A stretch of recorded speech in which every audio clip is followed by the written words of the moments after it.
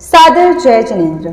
श्री महावीर शासन जैनागम ग्रंथमाला उत्तराध्ययन 22वां अध्ययन रथ नेमीय हिंदी अनुवाद। सोरियपुर नगर में राज लक्षणों से युक्त वसुदेव नामक महान वृद्धिमान राजा था।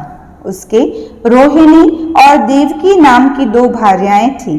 उन दोनों के राम और केशव ये दो प्रिय पुत्र थे। सोरियपुर नगर में राज लक्षणों से युक्त समुद्र विजय नामक महान वृद्धिमान राजा था। उसके शिवा नामक भार्या थी। उसके भगवान अरिष्ट नेमि नामक पुत्र हुआ। वह लोकनाथ एवं जितेंद्रियों में प्रधान था।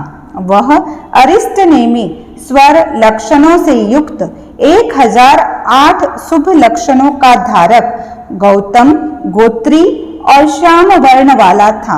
वह वज्र ऋषभ सहनन और समचतुरस्र संस्थान वाला था। उसका उदर मछली के उदर जैसा था। केशव ने उसके लिए राजीमती कन्या की मांग की।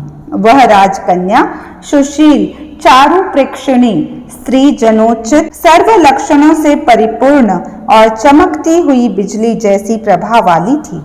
उसके पिता उग्रसेन ने महान रिद्धिमान वासुदेव से कहा, कुमार यहाँ आए तो मैं उसे अपनी कन्या दे सकता हूँ। अरिष्ट नेमि को सर्व औषधियों के जल से नहलाया गया, कौतुक और मंगल किए गए, दिव्य वस्त्र युगल पहनाया गया और आभरणों से विभूषित किया गया। वासुदेव के मद वाले ज्येष्ठ गंध हस्ती पर आरूढ़ अरिष्ट नेमि सिर पर चूड़ामणि की भांति बहुत सुशोभित हुआ। अरिष्ट नेमि ऊंचे छत्र चामरों से सुशोभित और दसार चक्र से सर्वतः परिवृत था। यथाक्रम सजाई हुई चतुरंगिनी सेना और वाद्यों के गगन स्पर्शी दिव्यनाद, ऐसी उत्तम रिद्धि और उत्तम द्युति के साथ वह वृष्णि पुडगौ अपने भवन से चला। वहां जाते हुए उसने भय से संत्रस्त बाड़ों और पिंजरों में निरुद्ध सुदुखित प्राणियों को देखा। वे मरणासन्न दशा को प्राप्त थे और मांसाहार के लिए खाए जाने वाले थे। उन्हें देखकर महाप्रज्ञ अरिष्ट नेमि ने सारथी से इस प्रकार कहा, सुख की चाह रखने वाले ये सब प्राणी किस लिए इन बाड़ों और पिंजरों में रोके हुए हैं? सारथी ने कहा, ये भद्र प्राणी तुम्हारे विवाह कार्य में बहुत जनों को खिलाने के लिए यहाँ रोके हुए हैं। सारथी का बहुत जीवों के वध का प्रतिपादक वचन सुनकर जीवों के प्रति सकरुण उस महाप्रज्ञ अरिष्ट नेमि ने सोचा, यदि मेरे निमित्त से इन बहुत से जीवों का वध होने वाला है तो यह परलोक में मेरे लिए श्रेयस्कर नहीं होगा। उस महायशस्वी अरिष्ट नेमि ने 2 कुंडल, करधनी और सारे आभूषण उतार कर सारथी को दे दिए।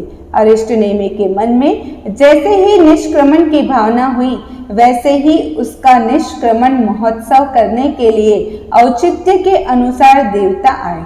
उनका समस्त वैभव और उनकी परिषदें उनके साथ थी।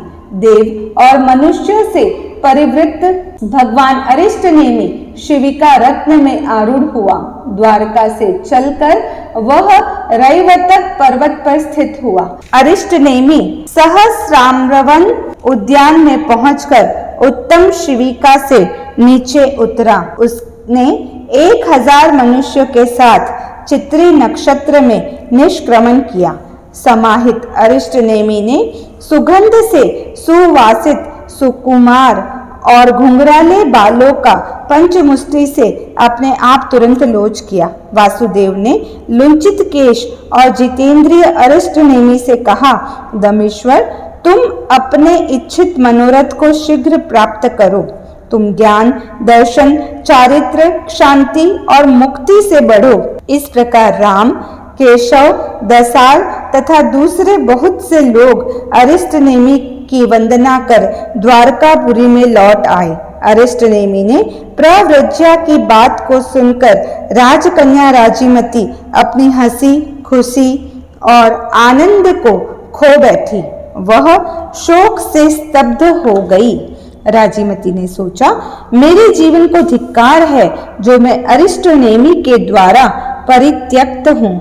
अब मेरे लिए प्रव्रजित होना ही श्रेय है। धीर एवं कृत निश्चय राजीमती ने कुर्च व कंघी से सवारे हुए भौरे जैसे काले केशों का अपने आप लुंचन किया।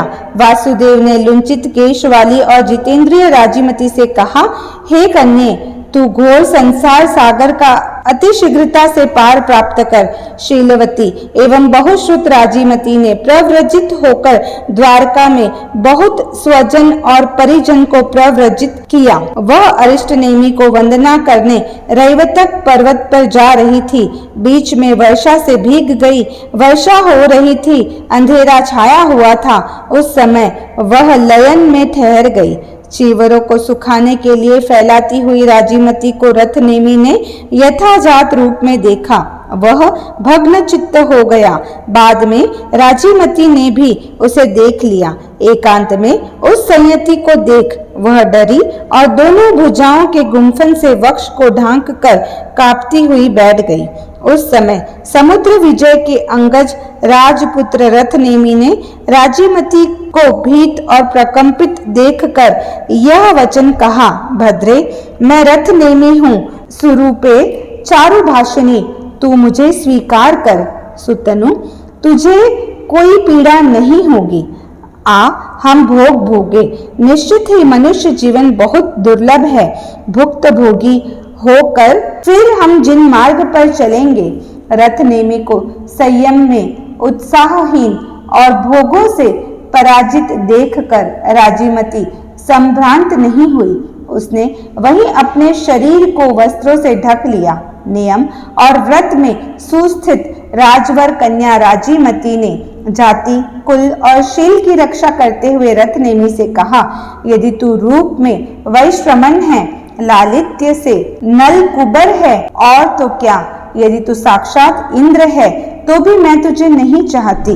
अगंधन कुल में उत्पन्न सर्प ज्वलित विकराल धूमशिख अग्नि में प्रवेश कर जाते हैं, परंतु जीने के लिए वमन किए हुए विष को वापस पीने की इच्छा नहीं करते। हे यशः मामिन, धिक्कार है तुझे जो तू भोगी जीवन के लिए वमी हुई वस्तु को पीने की इच्छा करता है। इससे तो तेरा मरना ही श्रेय है। मैं भोज राजा की पुत्री हूँ और तू अंधक वृष्ण का पुत्र। हम कुल में गंधन सर्प की तरह न हो। तू निभृत हो, स्थिर मन हो, संयम का पालन कर। यदि तू स्त्रियों को देख उनके प्रति इस प्रकार राग भाव करेगा तो वायु से आहत हट की तरह अस्थितात्मा हो जाएगा। जैसे गोपाल और भांडपाल गायों और किराने के स्वामी नहीं होते, इसी प्रकार तू भी श्रामण्य का स्वामी नहीं होगा। तू क्रोध और मान का निग्रह कर, माया और लोभ पर सब प्रकार से विजय पा। इंद्रियों को अपने अधीन बना, अपने शरीर का उपसंहार कर, उसे अनाचार से निवृत्त कर। संयमिनी के इन सुभाषित वचनों को सुनकर रथनेमि धर्म में वैसे ही स्थिर हो गया जैसे अंकुश से हाथी होता है। वह मन, वचन और काया से गुप्त, जितेंद्रिय तथा दृढ़ व्रती हो गया। उसने फिर आजीवन निश्चल भाव से सामान्य का पालन किया, उग्र तप का आचरण कर तथा सब कर्मों को खपा। वे दोनों राजीमती और रथनेमि अनुत्तर सिद्ध को प्राप्त हुए। संबुद्ध पंडित और प्रविचक्षण पुरुष ऐसा ही करते हैं। वे भोगों से वैसे ही दूर हो जाते हैं जैसे कि पुरुषोत्तम रथनेमि हुआ। ऐसा मैं कहता हूँ। ओम अरहम।